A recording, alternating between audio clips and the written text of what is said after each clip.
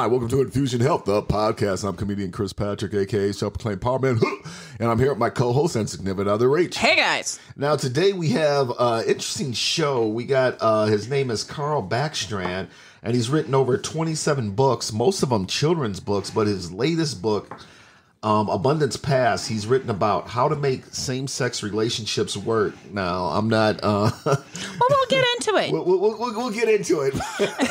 We'll get into it. But I think it's kind of the same thing on how to make any relationship work. Yeah, absolutely. But let's bring him in, and we can talk about it. All right. Okay, Karl, welcome to the show. Hey, thanks, Chris and Ray. Thanks for having me. Absolutely. So you've written 27 books, mostly children's books, from what I understand. What kind of subjects do you deal with in children's books? Oh, I have bilingual Spanish-English books with pronunciation guide. I have STEM books for kids. I have short stories, career books. So quite a mix. Okay. Now your latest book, How to Make Same-Sex Relationships Work. What inspired you to do that? What got you into that art? Yeah, it's a book I never planned on writing, but I had a friend. I was telling a friend about what I'd learned in the last several years. That just seemed so revolutionary and so different from what I'd believed growing up. A friend said, "You got to write this down. You got to share this information." What's that? Hello? So, yeah. So the book is basically what I've learned in the course of my life. Okay. I was exposed to sexual activity at the age of 8 by a male peer, and was sexually active on and off into adulthood, and then was just totally out of control as a young adult. Just could not stop being sexual with men. Okay. And always had this deep yearning, this hunger that was never being fulfilled. It was a deep desire for connection, and never experienced it in all the years that I was a crazy sex addict. Mm-hmm. Even when I was in love, or even when I was trying to make a relationship work or last, it just seemed to fizzle. And then I finally achieved sobriety and went to the other extreme and was a recluse, almost a hermit, because I did not want to go back to being out of control. It's kind of terrifying to be out of control. So for about 10 years, I was just not very social. And then I felt like it was God that was saying, get out and interact with people, even men. And I was like, hello, remember me, the sex addict? Right. Yeah. And it was frightening, but about 5 years ago, I started to get out and meet men with the intent of relating in non-sexual ways. And the amazing thing that happened almost instantly in the very first interaction with another guy that understood what I was trying to do, was that because sex was off the table, immediately there was a deep connection, a really profound connection. And I still love this man to this day. And that's the other thing that happened. Not only was it the deep connection that I'd always yearned for, but it was something that lasts. Now, quick question. In those past relationships, were they all guys? Were they girls? Or you would just generally sexually active with both? So I'm bisexual. I'm attracted to both. I was dating women all the time that I was a crazy sex fiend with men. It's kind of a unique story because I'm not one of those people who is only attracted to one sex. Right. And so the book talks about fluidity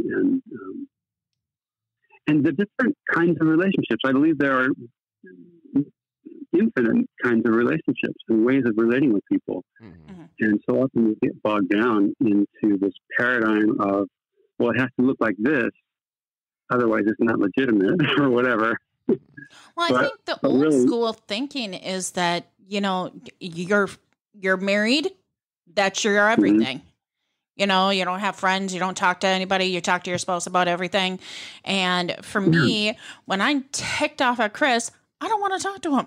I'm calling my girlfriends and saying, look at what this man did, you know, and I'm about to go on a trip with one of my girlfriends. So yeah. And see, I think women get this a lot better than men do. Women understand the need for girlfriends, but guys, you know, guys get into a relationship and they think, okay, this partner is my world now and I can't have any other social interaction. And that's totally unhealthy. Yeah. Well, like with our relationship, one of the things about me is, I wasn't, I didn't have a lot of girlfriends growing up, you know, I was kind of a stocky kid and all that. It hadn't worked out. But then when I got into shape, I found out women started to look at me different. But my thing is too, basically what I'm trying to get at is I had a lot of alone time, you know, by myself, and being able to do things by yourself, go to movies by yourself, go to concerts by yourself. I remember one time I went and saw a Bruce Springsteen concert. My friends were like, "You're going to a concert by yourself?" I'm like, "Yeah, well, nobody of my friends likes Bruce, so I'm going by myself. I'm going to see the show." But there are times too with Rachel where it's just like, I just want to be by myself right now, you know. You recently went to a Kiss concert by yourself because I had no interest in it. Well, that was a few years ago. Yeah. But yeah. And I think that's totally healthy. I think a lot of people never get to a place where they're comfortable by themselves. Yeah. So it's good that you had that experience. Yeah, and that's my thing too. Like within your book, you know, how to make same-sex relations.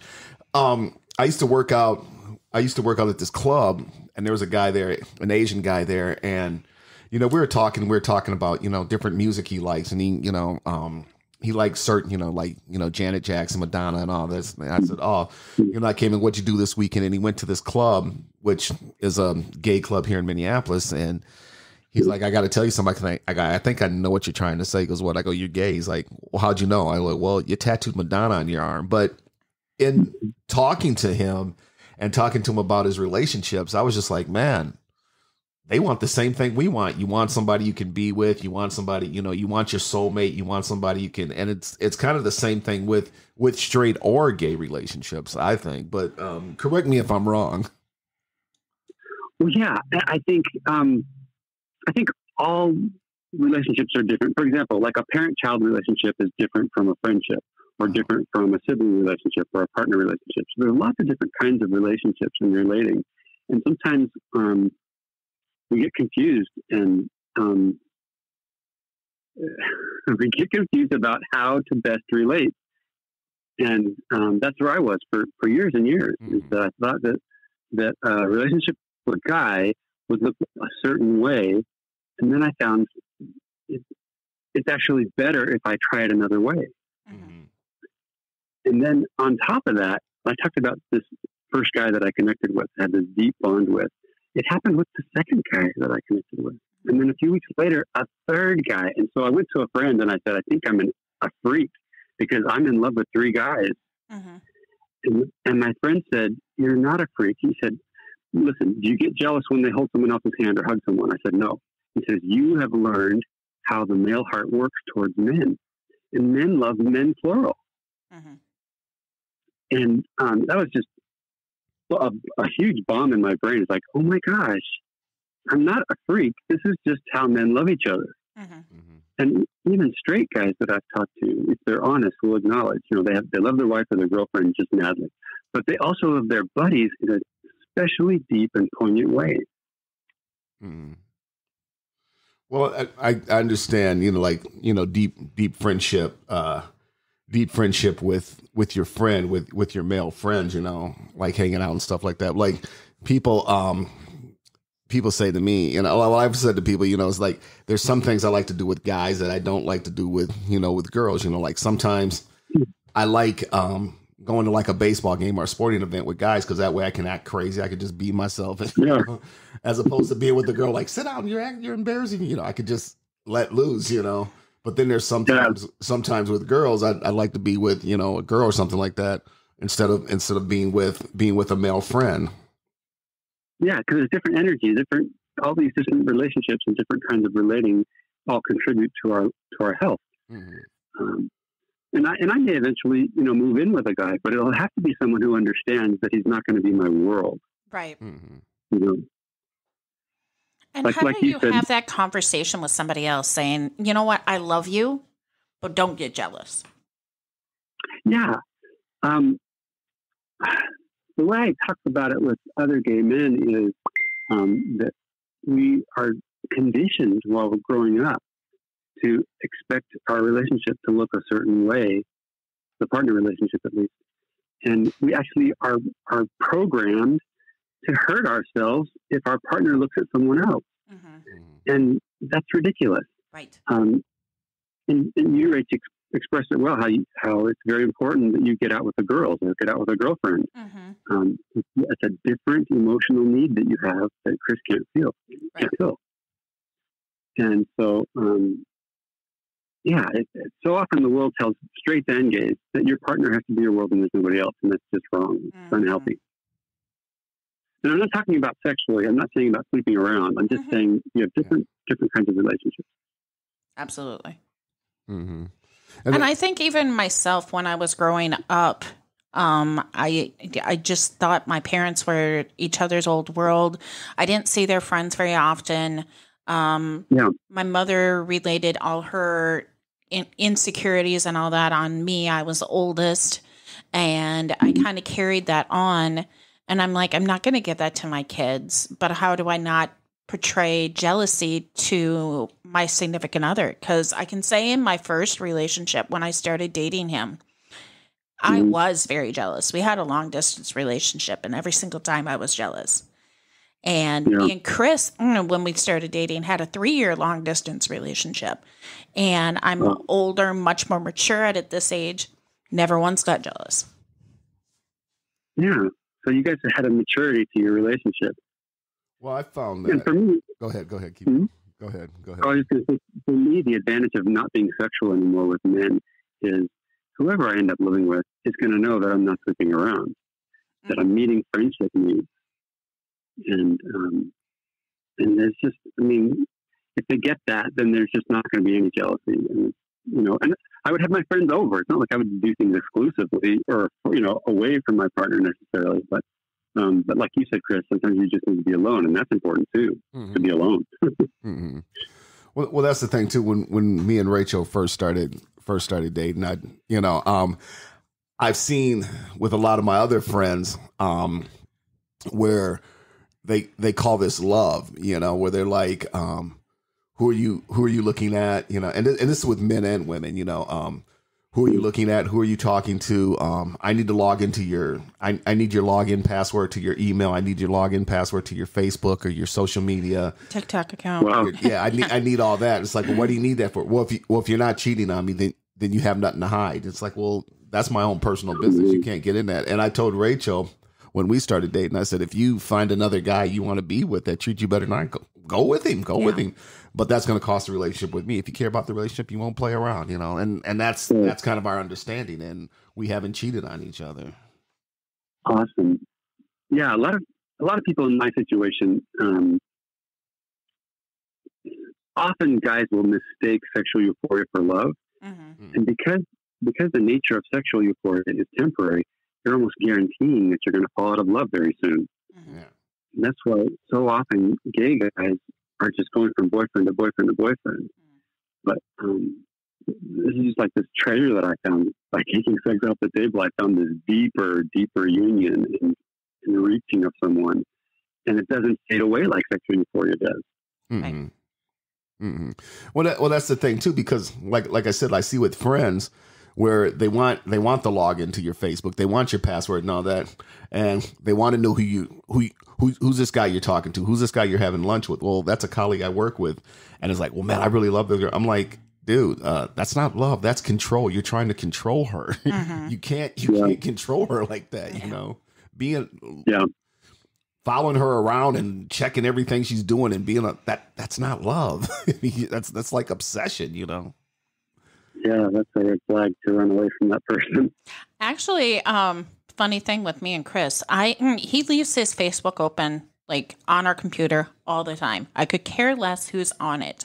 And lately he's been putting posts on Facebook, and I haven't been paying any attention to Facebook. And he's like, "You didn't see my post that I put up like a week ago?" I'm like, Okay, because it's basically food posts, stuff I've cooked. Right. But some women would get jealous. Oh my God, who did you take that picture by the Ferris wheel with?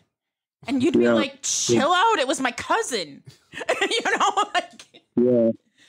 Well, that's another paradox. On the surface, it looks like love when someone is always looking at what you're doing, but really, a mature love is like, oh yeah, I'm sorry I missed that. Yeah. I'm not obsessed with you.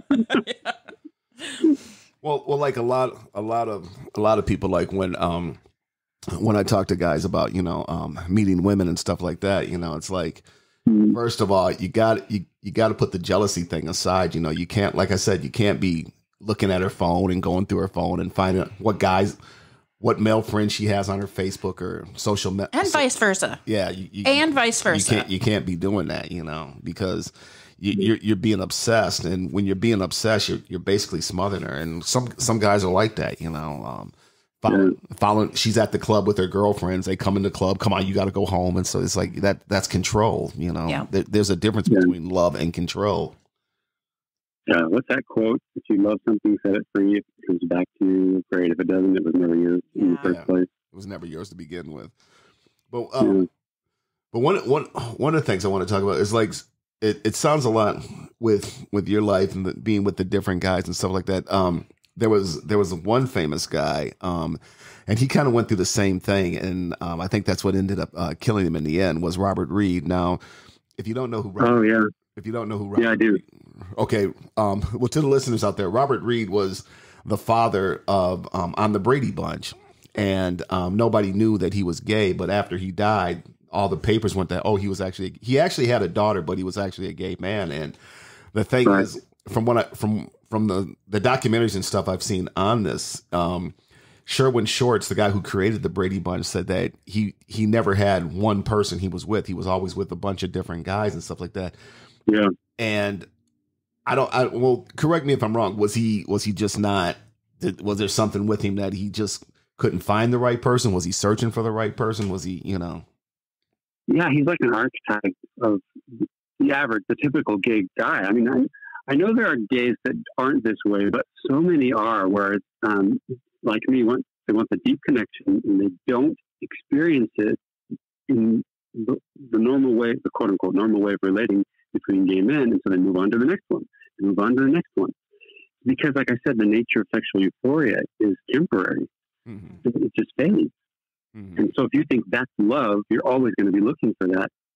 Right. You're always going to be trying to find a new fix, a new source of that. Mm-hmm.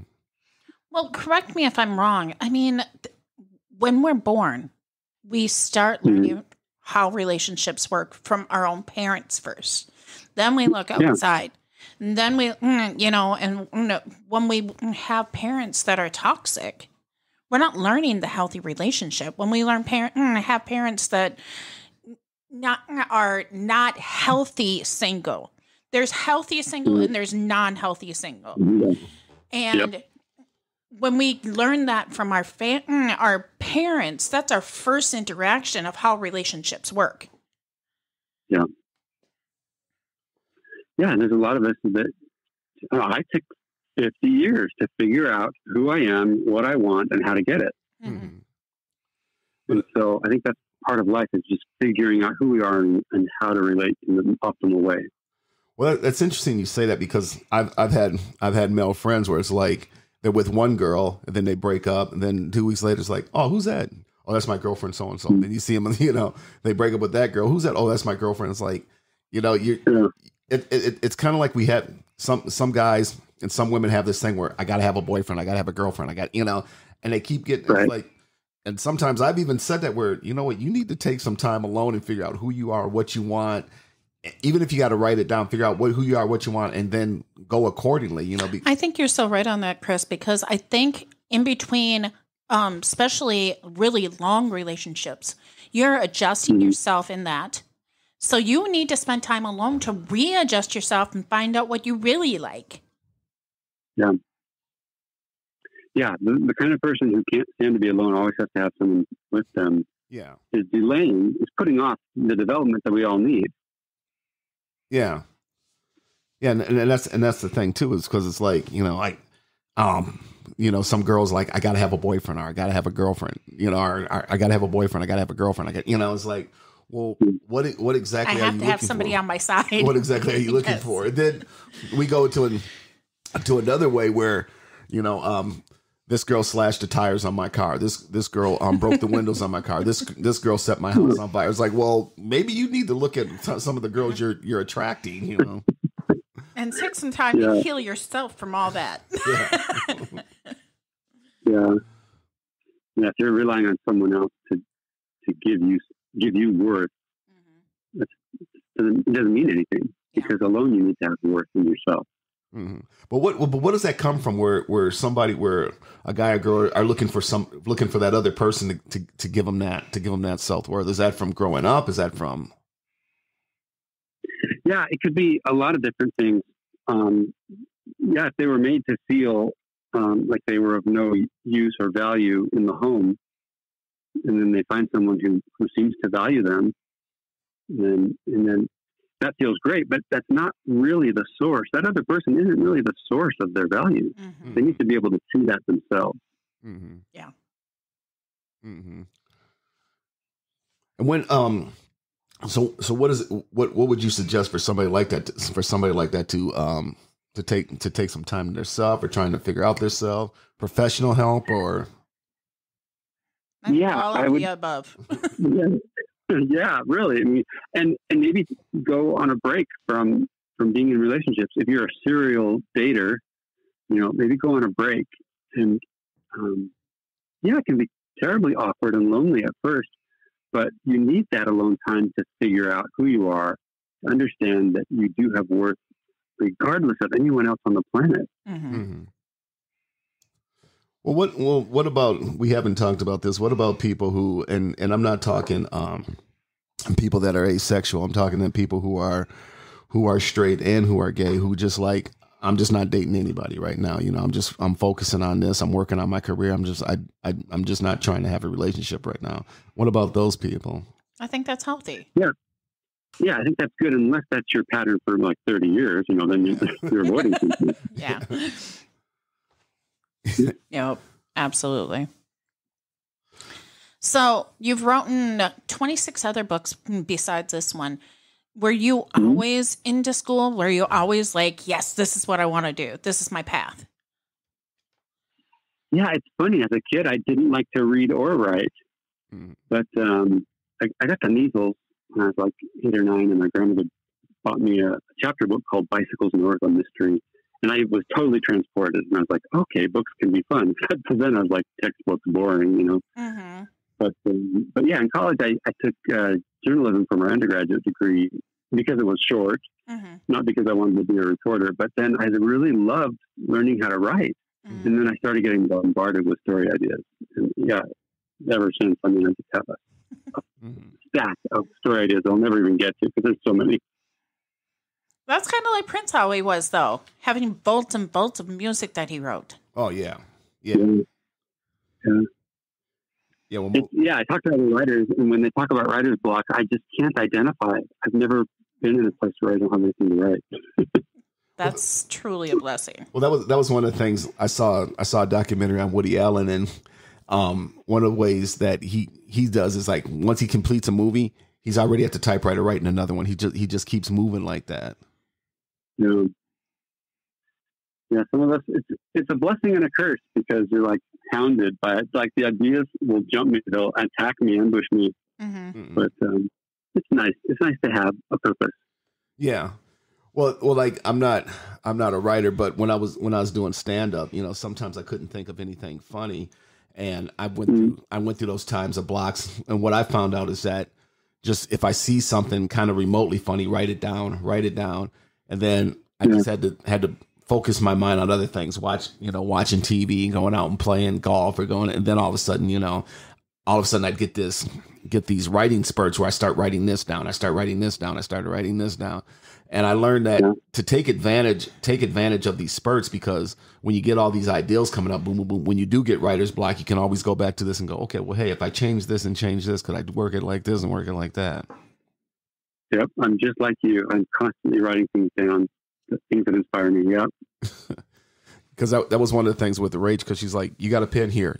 She goes, you always have a pen. I said, yeah, it's from my comedy days, because in case you see something funny, you can write it down, Yeah, I think that makes you a very productive person. I would guess you're a productive person.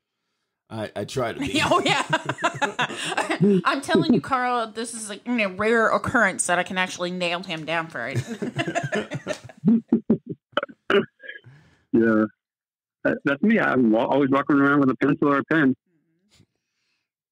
Yeah, I always have a pen on me, just because I was like, because like I said, back in the comedy days, you see something funny, or you see a line, or say, well, hey, that would be funny. Let me write this down.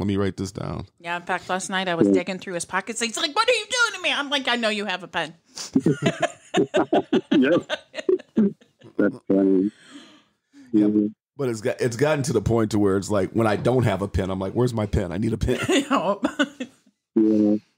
Oh, I just thought of something that I should let your listeners know they're probably curious about, because many people ask me this, and that is, what about your sex drive? Because I'm not being sexual with guys anymore. And it's amazing. I think my libido is like 99% emotional, because I found that when my emotional needs are met, that my libido is very calm. That actually like there's no, that actually makes sense. Because a lot of people that are sexually active are just trying to find that human connection. And if you have it verbally, then you might not need it as much sexually. Yeah, I mean, I still enjoy affection and kisses and giggles and tickles, but and I still get aroused. But my libido is not in my face, screaming, "Give me what I want." I'm not even fighting or resisting. It's just like, I feel great. I feel so fulfilled right now. Well, now we moved on to another subject. I'm not quite like that. There's a part of me that when we and Rach are intimate, it's just like I just want to basically just go into that reality. I don't want to come out of that reality. I just want to be in that reality. Sure. Like, well, here, stop this. Well, wait this. Just take me there. Just Yeah. Well, that's the thing. I think you two really do enjoy that. I never experienced that with a guy, and but I do experience it now. It's just in a different way. It's just I had to shift my brain to figure out how to get that. And the lovely thing is that because it's not as temporary as sexual euphoria, just the bliss and euphoria of being connected deeply with someone, it lasts. It just lasts and lasts. Well, see, I was sexually active, brought to me when I was about 7, 8 years old. And a trauma actually happened when I was about 6 in our household. And, before Chris, all the relationships that I had were sexual. It was wham, bam, and where's the connection? And with me and Chris, we enjoy our time in the bedroom, and we have long sessions in the bedroom, but we already have that connection outside the bedroom, so we only have to zone in on the bedroom time. I totally believe you.